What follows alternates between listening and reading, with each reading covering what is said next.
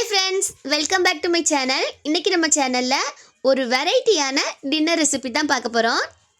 நம்ம கறி தோசை சாப்பிட்டிருப்போம். கறி சப்பாத்தி செஞ்சு சாப்பிட்டிருக்கீங்களா? இதோட பேரு நானே வச்சுக்கிட்டேன். வாங்க எப்படி ஒரு சூப்பரான கறி சப்பாத்தி செய்யறதுன்னு பார்த்துடலாமா?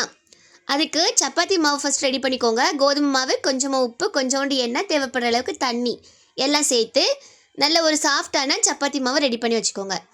அதிலிருந்து உங்களுக்கு தேவைப்படுற சைஸில் சின்ன சின்ன உருண்டைகளாக எடுத்துக்கோங்க. இதை இந்த மாதிரி நல்லா எந்த அளவுக்கு உங்களுக்கு மெல்லிசாக திரட்ட முடியுமோ அந்த அளவுக்கு நல்லா நைஸாக திரட்டி வச்சுக்கோங்க. அதுக்கப்புறமா ஒரு முட்டை எடுத்து அதில் கொஞ்சமாக மிளகுத்தூளும் உப்பும் சேர்த்து நல்லா கலக்கி எடுத்து வச்சுக்கோங்க. சில நேரங்களில் நமக்கு சப்பாத்தி மிச்சமாயிரும்.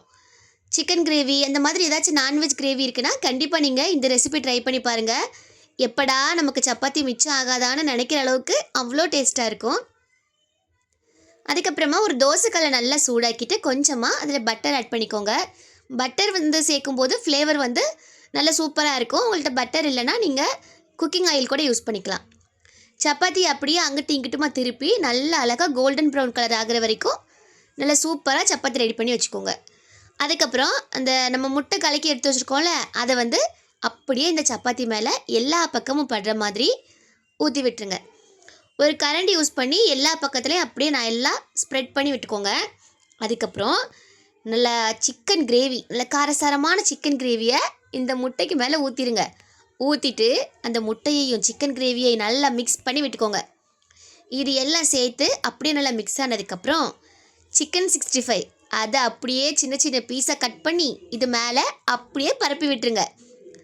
சூப்பராக இருக்குல்ல பார்க்குறதுக்கே. முட்டை, சிக்கன் கிரேவி, சிக்கன் 65, சப்பாத்தி அவ்வளோ ஒரு ஃபில்லிங்காக இருக்கும் நமக்கு. இது எல்லாம் வச்சுட்டு அப்படியே ஒரு மூடியை போட்டு 5 நிமிஷம் அப்படியே வேக விட்டுருங்க. ஒரு 5 நிமிஷம் கழிச்சிட்டு அதை அப்படியே மாற்றி போடுங்க. மாற்றி போட்டுட்டு 2 பக்கமும் குக் ஆனதுக்கப்புறம் எடுத்திங்கன்னா சூப்பரான ஒரு டிஃப்ரெண்டான கறி சப்பாத்தி ரெடி. எப்போவாச்சும் சப்பாத்தி செய்கிறீங்க, கூடவே ஏதாச்சும் நான்வெஜ் கிரேவி செய்கிறீங்கன்னா கண்டிப்பாக இந்த ரெசிபியை ட்ரை பண்ணி பாருங்கள். நீங்கள் ஒரு தடவை இதை செஞ்சு சாப்பிட்டு பார்த்தீங்கன்னா கண்டிப்பாக உங்களோட ஃபேவரட் ஃபுட் லிஸ்ட்டில் இது ஃபர்ஸ்ட் ரேட்டிங் வந்துடும் உங்களுக்கு. அந்த அளவுக்கு இது சூப்பர் டேஸ்ட்டாக இருக்கும். இதை பீஸா மாதிரி சின்ன சின்னதாக கட் பண்ணி கொடுங்க. உங்கள் கிட்ஸ் கூட விரும்பி சாப்பிடுவாங்க. மறக்காமல் ஒரு தடவை இந்த ரெசிபி செஞ்சு பாருங்கள். வீடியோ உங்களுக்கு பிடிச்சிருந்துச்சுன்னா லைக் அண்ட் ஷேர் பண்ணுங்கள். நான் போடுற வீடியோஸ் உங்களுக்கு யூஸ்ஃபுல்லாக இருக்குன்னு நினச்சிங்கன்னா மறக்காமல் சேனலை சப்ஸ்கிரைப் பண்ணிக்கோங்க. தேங்க்ஸ் ஃபார் வாட்சிங். மறுபடியும் வேறு ஒரு ஈஸி டேஸ்டி வீடியோவில் பார்க்கலாம். Tata, bye bye.